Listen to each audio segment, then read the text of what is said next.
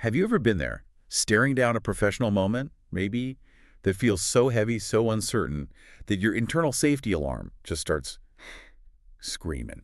Yeah. Maybe it's launching that project, the one that feels like it could make or break your standing. Or setting a really tough boundary with a major client. Exactly. Or it could just be that difficult, necessary conversation you've been putting off for like months. Mm. That moment where your heart's racing, fear and uncertainty are sky high, and honestly, the path of least resistance doing nothing looks incredibly tempting. Right. And that decision point, that exact moment where comfort, clashes with courage, that is precisely where real leadership is born. Yeah. We often look for leadership lessons in, modern psychology or maybe corporate strategy guides. But today, we're doing a deep dive into something much older, a faith-driven blueprint. We are. We're focusing squarely on the commissioning of Joshua, right there in Joshua chapter 1, verses 1 to 9. A pivotal moment. It really is. Yeah. And our mission today is to take those instructions given to this new leader facing what seemed like insurmountable odds, the ultimate sink-or-swim scenario, and pull out the most important nuggets of knowledge for us.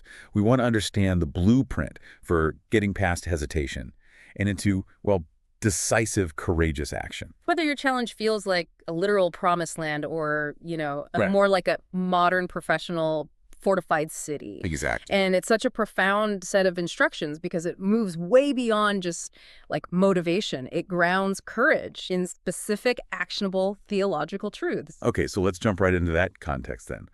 The crucible that demanded this blueprint in the first place. All right, so let's really unpack the situation Joshua inherits. It's huge. Immense. The previous leader, Moses, this was a giant on the world stage, led millions out of slavery, spoke directly with God, performed these incredible miracles. Yeah, legend. And now? Now he's gone. And Joshua, who is basically his right-hand man, his aide, steps into this enormous leadership vacuum under intense pressure, intense scrutiny. It's not just a career move, is it? It's like taking the baton after the greatest runner who ever lived. Oh, absolutely. The psychological weight alone must have been just crushing. And the task itself. Right, the task. It's not just leading these people across a river, but into enemy territory. Territories guarded by foes that had absolutely terrified their parents 40 years earlier. Ah, the spy report. Remember that. They talked about giants, cities fortified up to the heavens. This wasn't about minor border skirmishes. This was total conquest against enemies who looked, frankly, superior. That context is so crucial. Joshua isn't just being asked to be, a little bit brave. No. He's being commanded to stare down existential threats.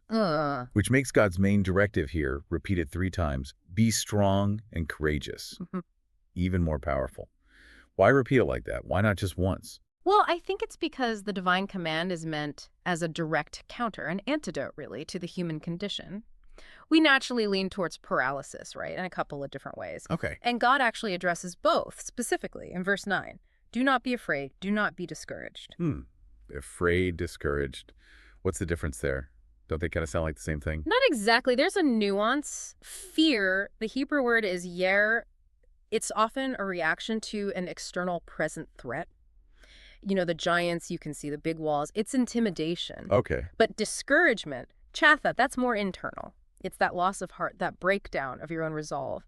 It can come from comparing yourself, maybe comparing your abilities to the huge task, or in Joshua's case, comparing himself to Moses. Okay. That makes sense. So by hitting both, don't be afraid of the outside, don't be discouraged on the inside. God is acknowledging the full picture. The external threats, they're real. And that internal voice telling you to quit, that's real too. So the repetition isn't just for emphasis. It's God saying, I see how hard this is. Yeah. I see the battle out there, and I see the battle in your head. Precisely. So the key insight here seems to be that leadership kicks off not when we feel certain or comfortable or ready, but when we choose obedience. Just stepping into that known danger because it's a divine instruction, not just some personal ambition. Exactly right. It's about seeing the challenge as a divine opportunity. And that immediately sets it apart from just, chasing your own goals. Okay, so we've got the scale of the challenge. It's massive. Right. And the command, be strong, be courageous, don't freak out. Right. But if that was all God said, be strong and courageous, well, that's just words on a poster, isn't it? Yeah, pretty empty. Is God just expecting Joshua to somehow manufacture this courage out of thin air, pure grit? Where does the actual power, the fuel, come from? And that is the most beautiful part of this whole blueprint. The command to be courageous, it rests entirely on the promise of presence. The foundation of this leadership isn't self-reliance. Not at all. It's divine enablement. God gives this incredible assurance, as I was with Moses, so I will be with you. I will never leave you nor forsake you. That's verse 5. Wow. Whew. That's a staggering promise. I mean, Joshua saw firsthand what God being with Moses looked like. He did. Supernatural help, guidance, authority. Getting that promise was basically like a full unconditional transfer of divine endorsement, right? Like guaranteeing supernatural backup no matter what the odds looked like. It completely flips the script on capacity, doesn't it? That promise means you're not operating based on your own limited strength or your reputation or how smart you are. You're empowered by God's infinite capacity. Which brings us to what, like a paradox? Exactly. A powerful spiritual paradox that we often see play out in leadership. A paradox about strength. How so? Yes. The kind of strength that actually accomplishes God's will. It often shows up most clearly when we admit we're weak. Think about it. If Joshua believed he could handle this all on his own, God's promise wouldn't even be necessary, would it? Good point. But because he was likely feeling weak, maybe afraid, that's precisely when God's power could be perfected, could flow through him. This idea pops up again later in Scripture, doesn't it? Feels very familiar. Like the Apostle Paul talks about this, finding strength, right, when he admits his limits. Precisely.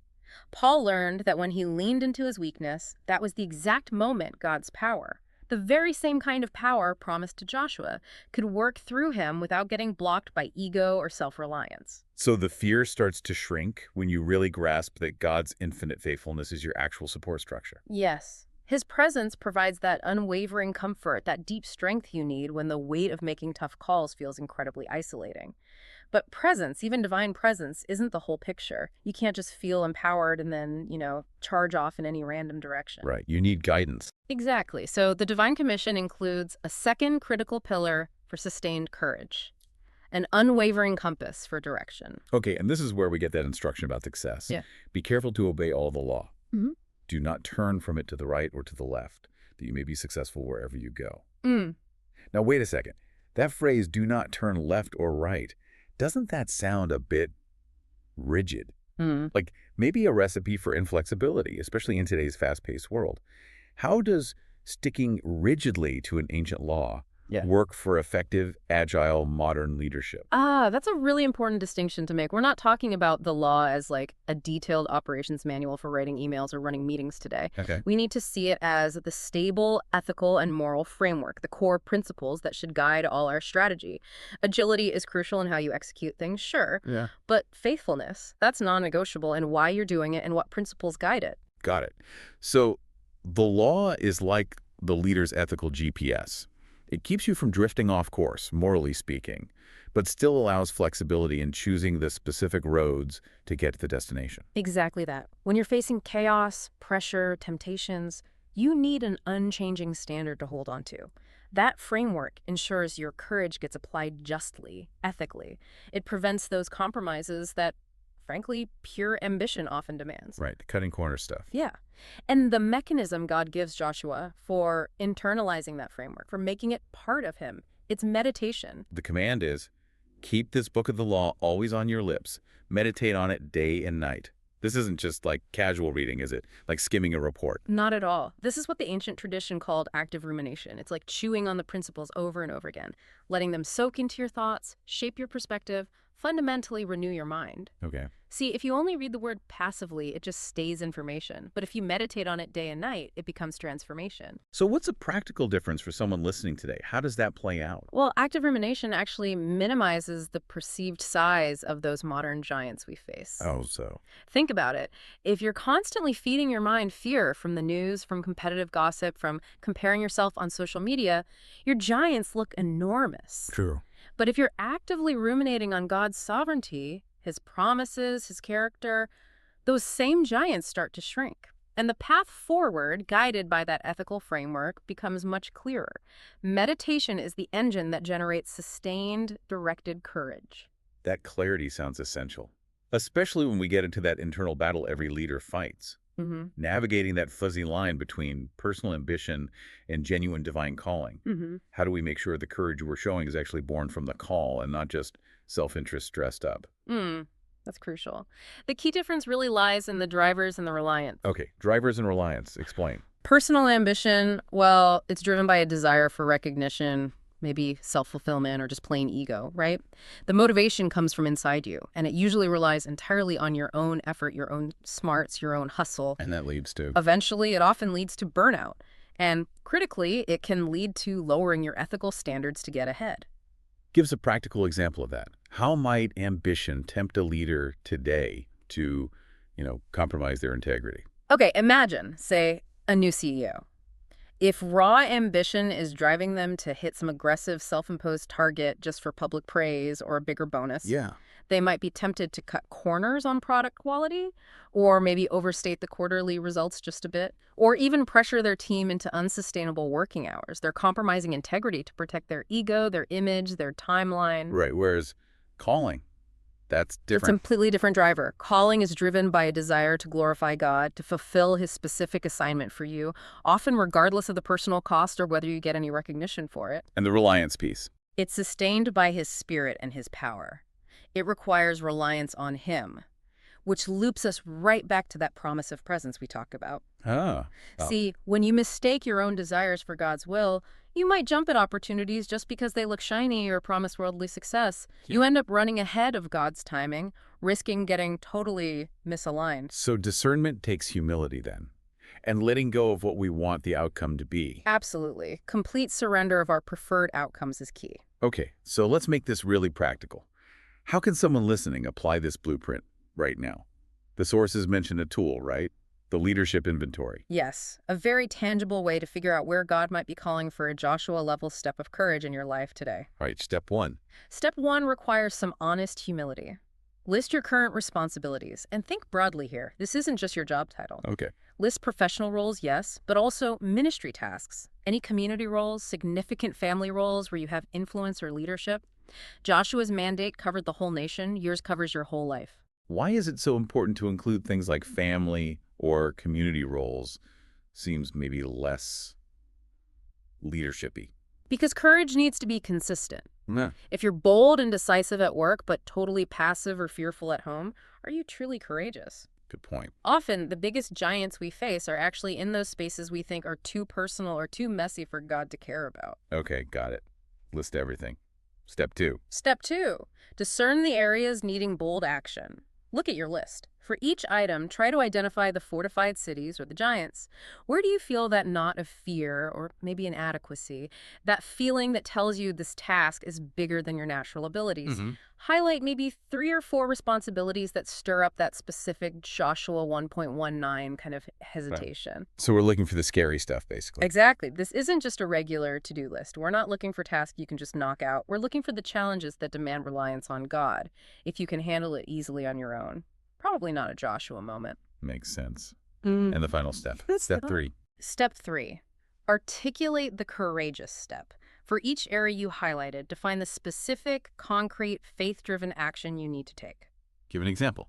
Okay, if your giant is maybe out of control finances, the courageous step might be establish clear, non-negotiable boundaries on spending with consistent, accountable enforcement. Right. Or if your challenge is a really difficult personnel issue you've been avoiding, the step might be schedule a direct, honest, but gracious conversation to actually address the root problem instead of delegating it or just hoping it goes away. I see. So it forces you to name the specific action. Exactly. This inventory makes sure that this ancient blueprint doesn't just stay theoretical. It pushes us into immediate, actionable obedience right where we live. Hashtag tag outro. So if we pull it all together, synthesize everything we've explored today.